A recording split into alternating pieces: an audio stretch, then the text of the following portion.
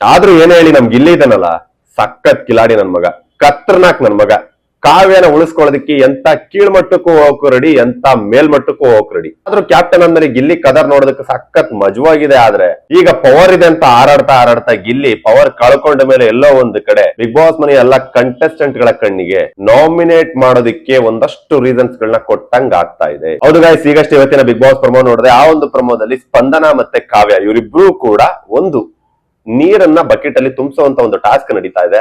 ಆ ಒಂದು ಟಾಸ್ಕ್ ಅಲ್ಲಿ ಪ್ರಾಣ ಸಂಕಟ ಅಲ್ಲ, ಧರ್ಮ ಸಂಕಟ ಅಂತ ಹೇಳ್ಬೋದು. ಯಾಕೆ ಧರ್ಮ ಸಂಕಟ ಅಂತ ಹೇಳ್ತಾ ಇದೀನಿ ಅಂತಂದ್ರೆ, ಈ ಕಡೆ ಫ್ರೆಂಡ್, ಈ ಕಡೆ ಬೆಸ್ಟ್ ಫ್ರೆಂಡ್. ಕಾವ್ಯ ಅನ್ನೋ ಬೆಸ್ಟ್ ಫ್ರೆಂಡ್ ಆಗಿರ್ತಕ್ಕಂತ ಸ್ಪಂದನ. ಸೊ ಈ ಕಡೆ ಇವರಿಬ್ಬರಲ್ಲಿ ಯಾರೋ ಒಬ್ಬರನ್ನ ಉಳಿಸ್ಕೋಬೇಕು, ಯಾರೋ ಒಬ್ಬರನ್ನ ಕಳಿಸ್ಕೋಬೇಕು. ಸೊ ಇದರಲ್ಲಿ ಯಾರನ್ನ ಕಳ್ಕೋತಾನೆ, ಯಾರನ್ನ ಉಳಿಸ್ಕೋತಾನೆ. ಸೊ ಇಲ್ಲಿ ಓಪನ್ ಆಗಿ ಗಿಲ್ಲಿ ಕಾವ್ಯನ ಉಳಿಸ್ಕೊಳ್ಳೋದಕ್ಕೋಸ್ಕರ ಅರಸಾಹಸ ಮಾಡ್ತಾ ಇದ್ದಾನೆ. ಯಾವ ರೀತಿ ಅರಸಾಹಸ ಅಂತಂದ್ರೆ, ಸ್ಪಂದನನೇ ಅತಿ ಹೆಚ್ಚು ನೀರು ತುಂಬಿಸಿದ್ರು ಕೂಡ ಇಲ್ಲ ಕಾವ್ಯದೇ ಜಾಸ್ತಿ ಇದೆ ಅಂತಂದೇಳಿ ಸುಳ್ಳು ಹೇಳ್ತಾ ಇದ್ದಾನೆ. ಸೊ ಇದು ಎಲ್ಲೋ ಒಂದು ಕಡೆ ಸುದೀಪ್ ಸರ್ ಕಣ್ಣಿಗೆ ಕೆಟ್ಟದಾಗ ಕಾಣಿಸ್ಬೋದಾ, ಅಥವಾ ಗಿಲ್ಲಿ ತಪ್ಪು ಮಾಡ್ತಾ ಇದ್ದಾನೆ ಅಂತ ಅನಿಸ್ತಾ ಇದ್ದಾನೆ, ಗೊತ್ತಿಲ್ಲ. ಬನ್ನಿ ಇವತ್ತಿನ ಪ್ರೊಮೋ ನೋಡಿದ್ಮೇಲೆ ನಿಮ್ಗೆ ಏನ್ ಅನ್ಸುತ್ತೆ ಅದನ್ನ ನೋಡ್ಕೊಂಡು ನೆಕ್ಸ್ಟ್ ಜಡ್ಜ್ ಮಾಡಿ. ತಮಗೆ ಮೀಸಲಿರುವ ಡಬ್ಬದಲ್ಲಿ ಅತಿ ಹೆಚ್ಚು ನೀರು ಹೊಂದಿರುವ ಒಬ್ಬ ಮಹಿಳಾ ಸದಸ್ಯೆ ಗೆದ್ದು ಮುಂದಿನ ಸುತ್ತಿಗೆ ಆಯ್ಕೆಯಾಗುತ್ತಾರೆ. ಜಾಸ್ತಿ ನೀರನ್ನು ತುಂಬಿಸಿ. ಓಕೆ, ಕ್ಯಾಪ್ಟನ್ಸಿ ಒಟ್ಟಕ್ಕೆ ಒಂದಷ್ಟು ಆಟಗಳನ್ನ ಆಡಿಸ್ತಾ ಇದಾರೆ ಗೈಸ್. ಇಷ್ಟೇ ಕಾನ್ಸೆಪ್ಟ್ ನಿಮ್ಗೆ ಅರ್ಥ ಆಗ್ಬೇಕು ಅಂತಂದ್ರೆ, ಕ್ಯಾಪ್ಟನ್ ಆಗ್ಬೇಕಲ್ವಾ. ನೆಕ್ಸ್ಟ್ ಈಗ ಗಿಲ್ಲಿ ನಂತರ ನೆಕ್ಸ್ಟ್ ಈ ವಾರದಲ್ಲಿ ನೆಕ್ಸ್ಟ್ ಕ್ಯಾಪ್ಟನ್ ಆಗೋದಕ್ಕೆ ಒಂದಷ್ಟು ಟಾಸ್ಕ್ ಗಳನ್ನ ಆಡಿಸ್ತಾರೆ. ಅದರಲ್ಲಿ ಈ ಒಂದು ಟಾಸ್ಕ್ ಕೂಡ, ಈ ಒಂದು ಟಾಸ್ಕ್ ಅಲ್ಲಿ ಯಾರು ಗೆಲ್ತಾರೆ ಅವರು ನೆಕ್ಸ್ಟ್ ಟಾಸ್ಕ್ ಆಡುವಂತ ಅರ್ಹತೆ ಪಡ್ಕೋತಾರೆ. ಈ ಟಾಸ್ಕ್ ಅಲ್ಲಿ ಯಾರು ಸೋಲ್ತಾರೆ ಅವರು ನೆಕ್ಸ್ಟ್ ಕ್ಯಾಪ್ಟನ್ಸಿ ಓಟದಿಂದ ಆಚೆ ಉಳ್ಕೊಂತಾರೆ. ಇಷ್ಟೇನೆ, ಗೊತ್ತಾಯ್ತಲ್ಲ. ಯಾಕಂದ್ರೆ ನಾಮಿನೇಷನ್ ಪ್ರಕ್ರಿಯೆ ಅಂತ ಏನಿತ್ತು ಅದು ಆಲ್ರೆಡಿ ಫಿನಿಶ್ ಆಗೋಯ್ತು. ಸೊ ಹಾಗಾಗಿ ಈ ಕ್ಯಾಪ್ಟನ್ಸಿ ಟಾಸ್ಕ್ ಯಾರು ಸೆಲೆಕ್ಟ್ ಆಗ್ತಾರೆ, ಇಷ್ಟು ಕಾನ್ಸೆಪ್ಟ್. ಬನ್ನಿ ನೆಕ್ಸ್ಟ್ ಏನಾಗಿದೆ. ಜಾಸ್ತಿ ನೀರನ್ನು ತುಂಬಿಸಿ ಕಾಪಾಡ್ಕೊಂಡಿರೋರು. ಕರೆಕ್ಟ್ ಆಗಿ ಹೇಳ್ಬಿಟ್ಟು ಹೋಗಿಲ್ಲ, ನಂಗೆ ಹೇಳಕ್ ಬಿಡು. ಓಕೆ, ನಾವು ಅಲ್ಲಿ ಒಂದನ್ನು ಅಬ್ಸರ್ವ್ ಮಾಡ್ಬೋದು. ಕಾವ್ಯ, ಸ್ಪಂದನ ಮತ್ತೆ ರಾಶಿಕಾ, ಈ ಮೂರು ಜನರ ಬಕೆಟ್ ಗಳನ್ನ ನಾವು ನೋಡಿದ್ವಿ. ಅದರಲ್ಲಿ ದೂರದಿಂದಾನೇ ನಾವು ಅಬ್ಸರ್ವ್ ಮಾಡಿದಾಗ ರಾಶಿಕಾ ಅತಿ ಹೆಚ್ಚು ನೀರನ್ನು ಹಾಕಿದಾಳೆ ಅನ್ನೋದು ಎದ್ದು ಕಾಣಿಸ್ತಾ ಇತ್ತು. ಸೊ ಇಲ್ಲಿ ಪ್ರಶ್ನೆ ರಾಶಿಕಂದಲ್ಲ, ರಾಶಿಕಾ ಆದ ನಂತರ ಇನ್ನೊಬ್ರು ಸೆಲೆಕ್ಟ್ ಆಗ್ಬೇಕೀಗ. ಆ ಇನ್ನೊಬ್ರು ಯಾರು? ಆ ಇನ್ನೊಬ್ರು ಸೆಲೆಕ್ಟ್ ಆದವರು ಬಿಟ್ಟು ಇನ್ನು ಉಳಿದಂತ ಇನ್ನೊಬ್ಬ ಕಂಟೆಸ್ಟೆಂಟ್ ಯಾರಿರ್ತಾರೆ ಅವರು ಆಚೆ ಹೋಗ್ತಾರೆ. ನೆಕ್ಸ್ಟ್ ಅವ್ರು ಟಾಸ್ಕ್ ಆಡಂಗಿಲ್ಲ, ಈ ವಾರದಲ್ಲಿ ಟಾಸ್ಕ್ ಆಡಂಗಿಲ್ಲ. ಸೊ ಅದಕ್ಕೋಸ್ಕರ ಎಲ್ಲಿ ಕಾವ್ಯ ಆಚೆ ಹೋಗ್ಬಿಡ್ತಾವ ಅಂತಂದ್ರೆ ಗಿಲ್ಲಿ ಎಂಥ ಡ್ರಾಮಾ ಮಾಡ್ತಾ ಇದ್ದಾನೆ ಅಂತಂದ್ರೆ,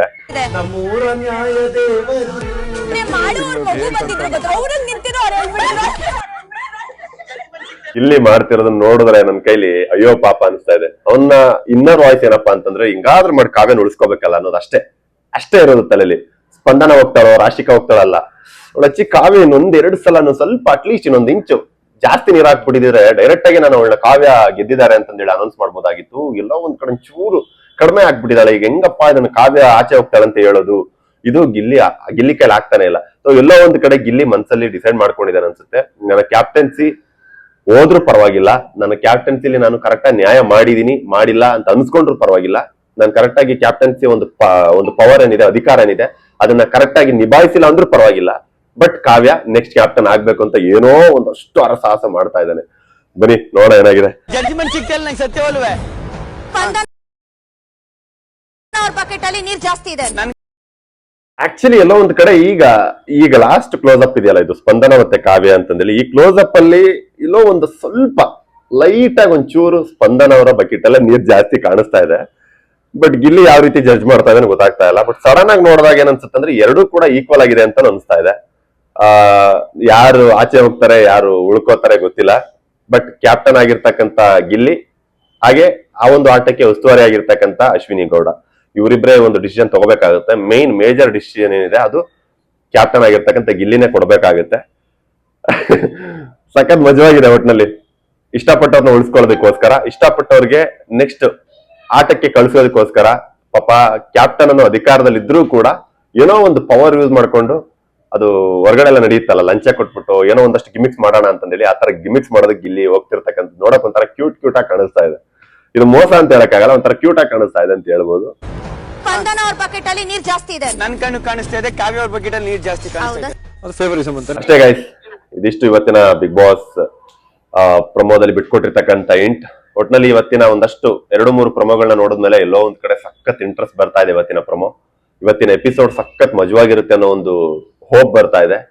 ಅದರಲ್ಲೂ ಹೇಳಿ ಕೇಳಿ ಲಾಸ್ಟ್ ಬರ್ತಾ ಇದೀವಲ್ವಾ, ಕೊನೆ ವಾರಗಳಲ್ಲಿ ಇದೀವಿ. ಬಟ್ ಎಲ್ಲೋ ಒಂದ್ ಕಡೆ ನನಗೆ ಲಾಸ್ಟ್ ಸೀಸನ್ ಕಂಪೇರ್ ಮಾಡಿದ್ರೆ ಈ ಸೀಸನ್ಗಳಲ್ಲಿ ಅಷ್ಟು ಕ್ರಿಟಿಕಲ್ ಆಗಿರ್ತಕ್ಕಂಥ ಗೇಮ್ಸ್ ಗಳನ್ನ ಆಡಿಸ್ತಾ ಇಲ್ಲ ಅನ್ನೋದು ನನ್ನ ಒಂದು ಅಭಿಪ್ರಾಯ ಅಷ್ಟೇನೆ. ಬಿಕಾಸ್ ಲಾಸ್ಟ್ ಅಲ್ಲಿ ಹನುಮಂತ್ ಅವರು ಇದ್ದಂತ ಒಂದು ಟೈಮ್ ಅಲ್ಲಿ ಲಾಸ್ಟ್ 3 ವೀಕ್ಸ್ ಇದ್ದಾಗ ಸಿಕ್ಕಾಬಟ್ಟೆ ನೆಕ್ಸ್ಟ್ ಲೆವೆಲ್ ಅಲ್ಲಿ ಇರ್ತಕ್ಕಂಥ ಗೇಮ್ಸ್ ಗಳನ್ನ ಆಡಿಸೋರು ಗೆಸ್ಸೆ ಮಾಡಕ್ ಆಗ್ತಾ ಇರ್ಲಿಲ್ಲ, ಇವ್ರು ಗೆಲ್ತಾರ ಇವ್ರು ಆಡ್ತಾರ ಇಲ್ಲ ಅಂತಂದೇಳಿ. ಬಟ್ ಈ ಸಲ ಎಲ್ಲೋ ಒಂದ್ ಕಡೆ ಅಷ್ಟು ಕ್ರಿಟಿಕಲ್ ಆಗಿರ್ತಕ್ಕಂಥ ಗೇಮ್, ಅಷ್ಟು ರಿಸ್ಕಿ ಆಗಿರ್ತಕ್ಕಂಥ ಗೇಮ್ಗಳನ್ನ ಆಡಿಸ್ತಿದಾರೆ ಅಂತ ಅನಿಸ್ತಾ ಇಲ್ಲ. ನೋಡೋದಕ್ಕೆ ಯಾವ ರೀತಿ ಇರುತ್ತೆ ಅಂತಂದ್ರೆ ಗೇಮ್ಗಳು ವಾವ್ ಈ ಗೇಮ್ ಚೆನ್ನಾಗಿದೆ ಅನ್ನೋ ರೀತಿ ಇರುತ್ತೆ.